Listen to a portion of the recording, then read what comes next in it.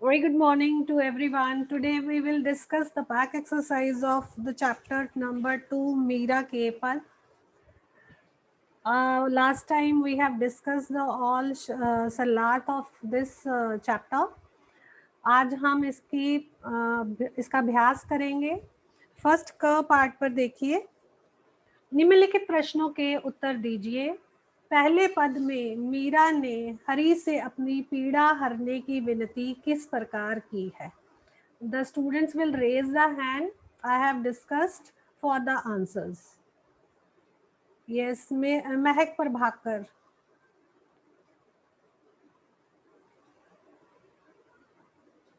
महक, अपने आप को अनम्यूट करिए.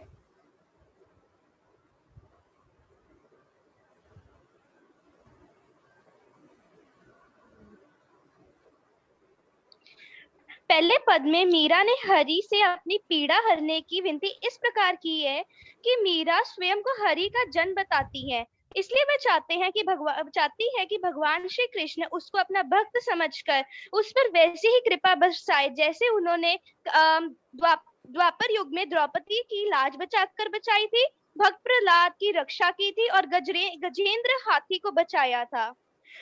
वह मीरा चाहती है कि कृष्ण उसका भी उसी प्रकार उद्धार करें. हाँ, वह मीराबाई श्री कृष्ण को ये सब उदाहरण इसलिए दे रही है. वह बताती है कि जिस प्रकार समय समय पर भक्तों के जीवन पर आए हुए कष्टों को आपने दूर किया था, उसी प्रकार आप मेरे जीवन के कष्टों को भी दूर करिए, मुझे संसारिक बंधनों से मुक्ति दिलाइए. क्योंकि उसके जीवन का केवल एकमात्र कष्ट यही है कि उसे भगवान नहीं मिल रहे हैं. केवल वह भगवान की कृपा पाना चाहती है और इसलिए वह भगवान को बहुत सारे उदाहरण देकर विनती करती है. दूसरे पद में मीराबाई शाम की चाकरी क्यों करना चाहती है, स्पष्ट कीजिए. यस, दृग, अनम्यूट करिए. Are you able to do? Yes. Okay. दूसरे पद में मीराबाई शाम की चाकरी करना चाहती हैं. वह गिरधारी लाल से उन्हें अपने नौकरानी अपनी सेविका के रूप में स्वीकार करने के लिए कहती हैं, क्योंकि वह भगवान कृष्ण के अंग संग रहना चाहती हैं. जब वह चाकरी के सेविका के रूप में उनके साथ रहेंगी तो वह उस बाग बनाया करेंगी और जिसमें जब कृष्ण घूमने आया करेंगे तो उनके इसी बहाने हर रोज दर्शन हो जाया करेंगे.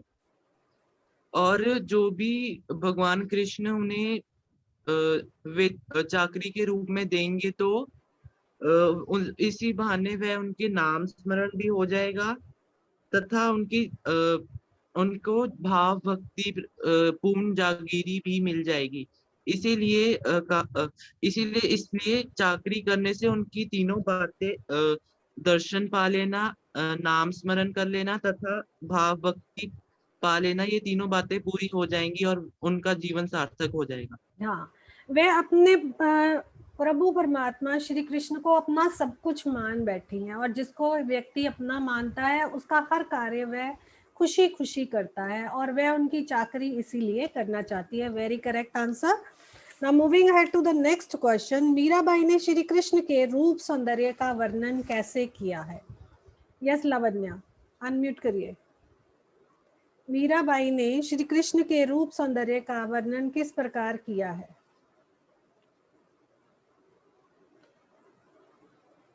Lavanya, unmute yourself. Yes, ma'am.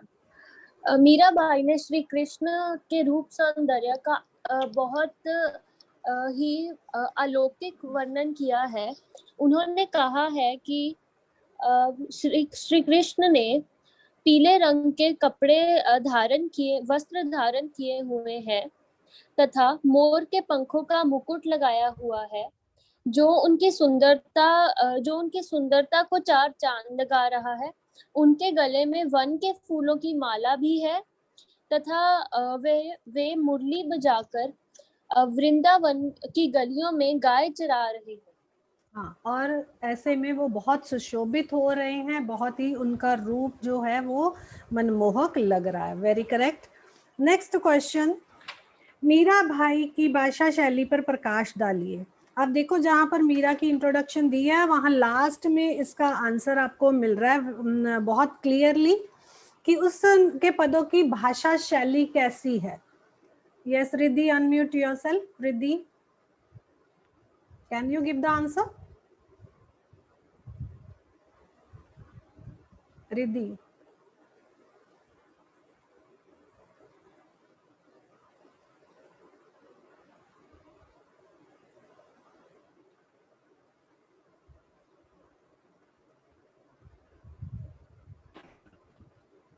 Hari up. Mahak Meet can, okay okay give. Yes, हाँ, मीरा बाई के पदों की भाषा शैली कैसी है?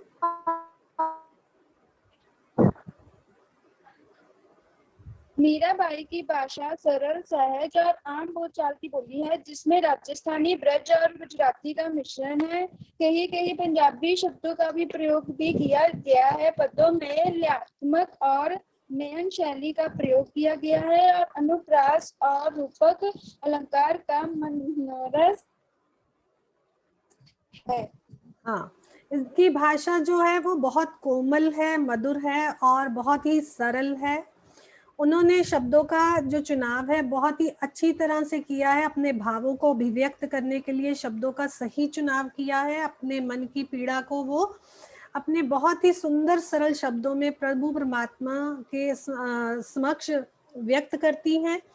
और वे उन्होंने भी अपने जब पदों की भाषा में अनुप्रास, रूपक, उपमा आदि अलंकारों का प्रयोग किया है। भाषा जो है वो ब्रज है, पंजाबी, राजस्थानी और गुजराती भाषाओं से उसमें काफी शब्द जो है वो लिए गए हैं। I hope it is clear. Next question number 5, वे श्री कृष्ण को पाने के लिए क्या क्या करने को तैयार है? यस महक मीत, गिव आंसर। श्री कृष्ण जी को पाने के लिए वह क्या क्या करने को तैयार है?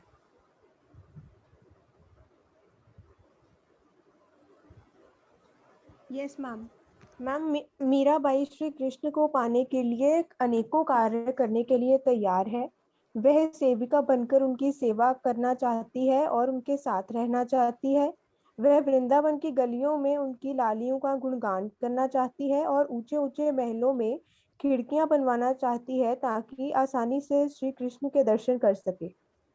यस, वह श्री कृष्ण जी के दर्शन पाना चाहती है, उनकी दासी बनकर वह भाग लगाना चाहती है और महल में खिड़कियां रखवाकर वह श्री कृष्ण को निहारना चाहती है ताकि जब वो उन गलियों में से गुजरे तो उनके दर्शन को प्राप्त करने का अवसर उसे मिले। और साथ ही साथ वो कुसुम्बी साड़ी पहनकर जो है वो श्री कृष्ण जी को आधी रात के समय यमुना के किनारे बुलाती हैं ताकि वो उनके दर्शन पा सके। और उनका मन हर समय भगवान कृष्ण से मिलने के लिए व्याकुल रहता है और उन्हें पाने के लिए वह हर संभव प्रयास करती है। उसके बाद निम्नलिखित पंक्तियों का काव्य सौंदर्य स्पष्ट कीजिए। इसमें आपने भाव पक्ष और कला पक्ष दोनों की तरीकों से ही इसको स्पष्ट करना है। ये जब आपने एक्सप्लेनेशन लिखी है तो उसके बीच में आ गया है। जैसे भाव पक्ष उन्होंने पहले, अगर पद का एक यहाँ पर मैं एग्जाम्पल के लिए कर देती हूँ कि फर्स्ट है, हरि आप हरो जनरी बीर, द्रौपदी री लाज राखी आप बढ़ायो चीर, भगत कारण रूप नरहरि धर्यो आप शरीर। इन पंक्तियों को जो है वो मीराबाई के पदों में से ही लिया गया है और कृष्ण जी के सामने मीराबाई विनती करती हैं कि वे उनके जीवन के कष्टों को दूर करें। और जिस प्रकार वो इसके लिए वो उन्हें याद दिलाती हैं कि जिस प्रकार द्रौपदी की लाज बचाने के लिए उन्होंने उनके वस्त्र को बढ़ाया था, भगत प्रहलाद की रक्षा के लिए नरसिंह अवतार धारण किया था।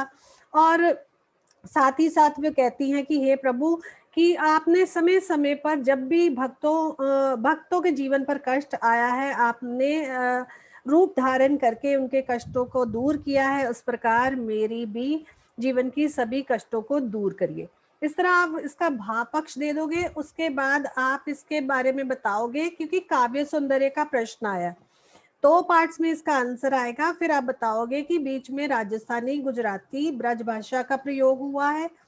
जैसे कि अभी हमने चर्चा की है कि भाषा बहुत ही सरल शब्दों में व्यक्त की गई है और समझने में बहुत आसान है।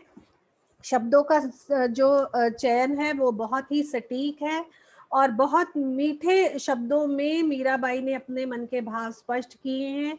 वो को स्पष्ट करते समय उसमें बहुत अधिक प्रवाह है, सरल है समझने में, और दैन्य भक्ति का प्रयोग किया है। दैन्य भक्ति का प्रयोग करके उन्होंने भगवान श्री कृष्ण से विनती की है और दृष्टांत अलंकार का प्रयोग किया है। तो इस तरह आप इसका काव्य सौंदर्य स्पष्ट कर सकते हो। तो ये साथ ही साथ हमने डिस्कस कर चुके हैं जब हमने एक्सप्लेनेशन की थी पार्ट नंबर 2 और 3।